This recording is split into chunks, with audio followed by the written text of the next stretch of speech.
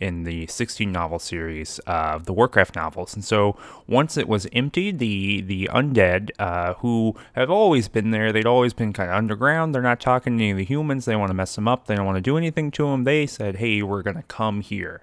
And that happened, of course, during Warlords of Draenor at the very beginning of that, and it was a really big choice that the developers of World of Warcraft made to not have the Undercity have a single character in it from the very launch of true real Warcraft. That's vanilla Warcraft to some people, and then the Legion or Warlords of Draenor leading up into Legion, the most important expansion pack in World of Warcraft. So yeah, this whole area, I wish we could go back in time just to show it to you. It didn't have anyone in it. No one. Occasionally you'd see another character wandering around saying, hey, where's the Batman? Hey, where's the Alchemy Man? But no, there's none of that here. There wasn't any of that here. But now it's this bustling. Look over there. You can see on the right, you can see there's an elemental.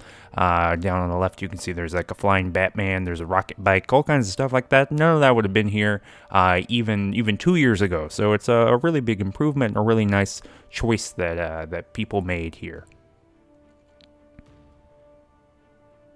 Before we go today, I want to share with you a little bit of a story. I talked to my friend of the family, best friend, friend of my dad, Peter Molyneux, and I had him do a little bit of talking about the way that World of Warcraft works and about the work of my dad. And I thought it'd be really important, really exciting for someone else other than John Warcraft Jr. The guy you've been listening to talk to the whole time here. That kind of got chattering on and on and on and on and on about my dad.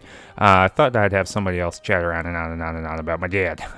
I like that a lot. So anyway, here's my great friend Peter Molyneux. He's going to close out this episode, and I hope you enjoy what he has to say about the World of Warcraft here.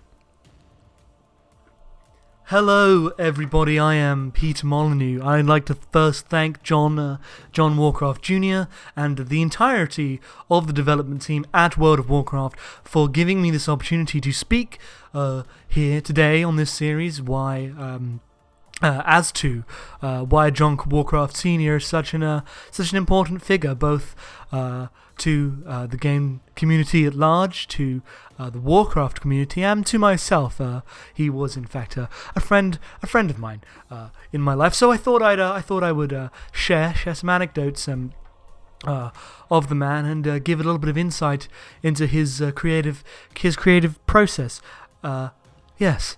So I want to talk about my first meeting with John. It was in a pub in Walthamstow.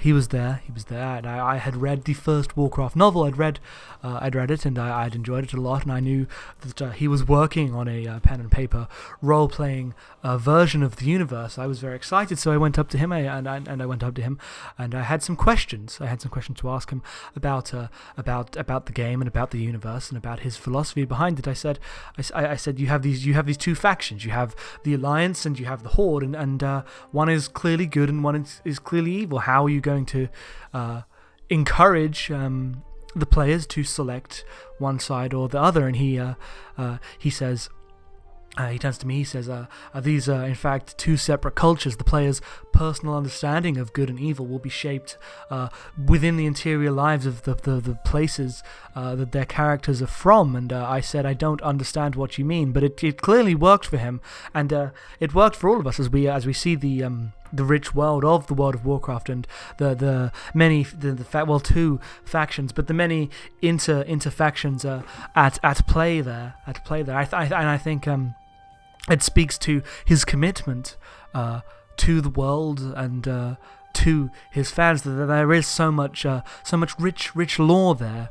I could never do that for my own game. I hired some people and we wrote fake Lord of the Rings with Cockney accents because it's just not where my interests are. I'm a systems person, and I try to find ways in order to express those feelings through gameplay, and so does Jonathan. Jonathan's wonderful at it, but he combined it with such an intricate and such a caring background of world building I was thoroughly impressed, and this struck up a relationship that lasted for several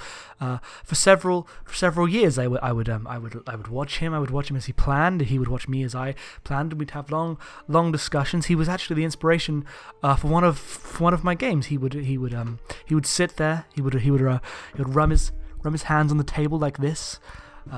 As he came up with an idea, and he actually came up with the fall of the 11 Kings in a discussion with me, and he was tapping on the table, and suddenly he worked out the specifics of this very crucial story event, and that moment of tapping and suddenly epiphany was actually the direct inspiration behind Curiosity, in fact.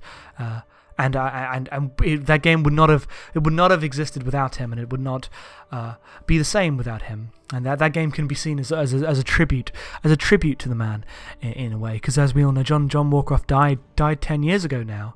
I don't know if it was this week. It might have been. I've so many memories get lost to time, and it.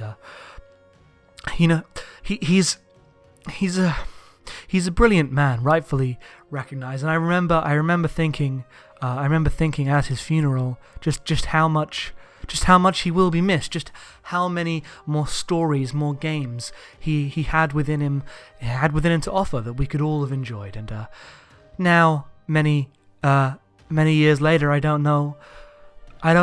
Sometimes I envy him, going out on top. But I miss him. Yeah. So thank you. I have obviously many more years of stories with Jonathan, and I love the game, and I'm very excited for Legion being released this autumn, and I hope you are too, and I hope you enjoyed this little anecdote. So thank you very much for watching this video, and I will hand it back to Jonathan Warcraft Jr. Thank you. Thanks to my friend Peter for that rousing speech, rousing little talk about my dad. I think is really brilliant. I think it's really great, and thanks so much for watching this episode. Legion, of course, is coming out very soon. You're going to really enjoy that, I think. I put a little bit of treats in there for you, and hopefully there's going to be a couple more episodes of these before I stop and get back to work on the next expansion of World of Warcraft with everybody else. We would like to get in there, like to start working as soon as we can, but yeah. So Legion's coming out soon. Let's get excited for it.